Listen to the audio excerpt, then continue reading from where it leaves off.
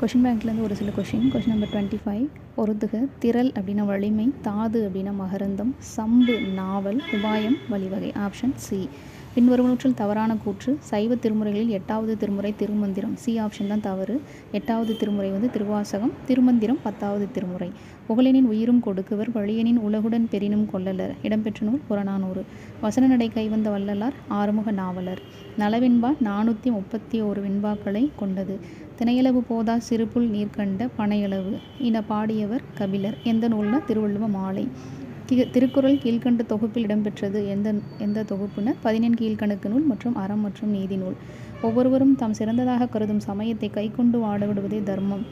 ராணி மங்கம்மாள் அவர்களோட கூற்று.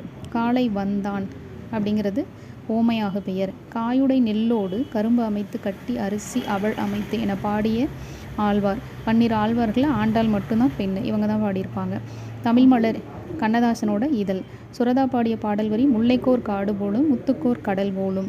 கொங்குதேர் வாழ்க்கை அஞ்சரை தும்பி. இடம்பெற்ற நூல் குறுந்தொகை. திருக்கை வழக்கம் ஆசிரியர் கம்பர். திராவிடம் எனும் சொல்லை முதலில் உருவாக்கியவர் குமரலப்பட்டர். பயன்படுத்தியவர் தான் கால்டுவெல். நீங்காமை பெயர்ச்சொல்லின் வகை. எதிர்மறை தொழிற்பெயர். அளவிடை 2 வகைப்படும். தேங்க்யூ.